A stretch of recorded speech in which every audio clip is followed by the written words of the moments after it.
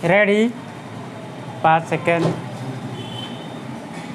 Start. यह पूर्णतः स्थापित है कि सत्य की ही विजय होती है, असत्य की नहीं।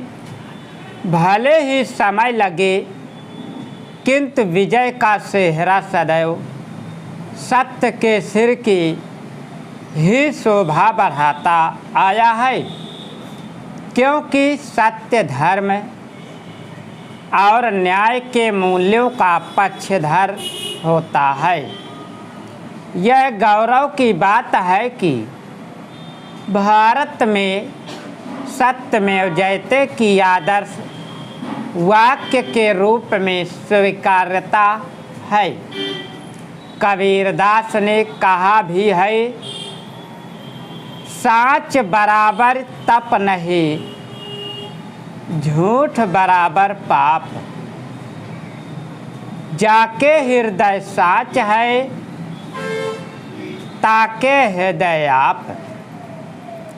हालांकि सत्य के वाहन में बैठने पर यात्रा निरापद हो ही नहीं सकती। यात्री को कष्ट के पड़ावों से दो चार होना ही पड़ता है।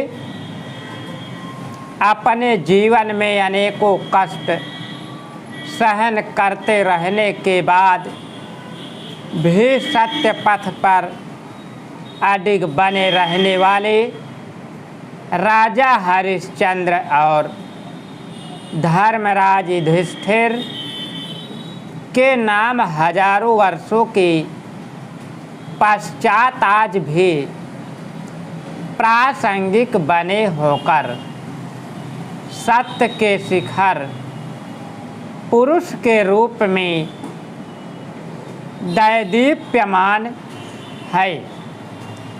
गांधी जी आजीवन सत्य के उपासक रहे। वे सत्य को परमात्मा के पर्यायवाची स्वरूप के रूप में देखते थे। उन्होंने कहा था कि सत्य ही ईश्वर है और ईश्वर ही सत्य है। सभी ज्ञानी जन भी सत्य को ज्ञान कर्म और भक्ति की त्रिवेणी मानते रहे हैं। उनकी मान्यता अनुसार सत्य की अनुभूति यदि ज्ञान योग है तो उसे जीवन में उतारना कर्मयोग है और अंततः सत्य रूपी सागर में डूबकर उसका रसास्वादन करते रहना ही भक्ति योग है। महाभारत में भी सत्य को स्वर्ग की सीढ़ी बताया गया है। शास्त्रों में भी सत्य को ही सृष्टि का मूल तत्व माना गया है, जो सदैव रहा है और कभी परिवर्तित अथवा विनिष्ट नहीं होता। इसी सत्य तत्व को ब्रह्मा या परमात्मा कहा गया है। सत्य के पक्ष में अकाट्य मान्यताएं हैं कि सत्यवादी को कभी नहीं सोचना होता कि उसने कब कहाँ क्या कहा था, जबकि असत्यवादी को अनेक स्थितियों में असहज होना पड़ता है। सत्य सभी का एक सा होता है, झूठ सभी के अलग अलग। एक सच कई झूठ बोलने से बचा लेता है।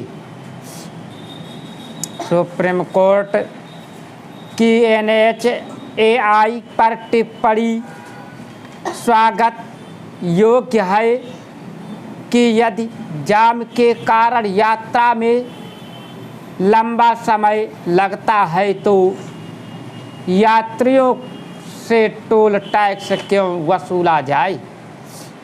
एक्सप्रेसवे एवं नेशनल हाईवे पर भी सड़कों की गुणवत्ता अच्छी ना होने के कारण आए दिन दुर्घटनाएं होती हैं। अगर तुम लोग नए हो तो सब्सक्राइब करो, वो जो लाल वाला बटन है उसके साथ सूर्य नमस्कार करो या फिर अनुलोम विलोम, मुझे नहीं पता, बस क्लिक हो जाना चाहिए। अब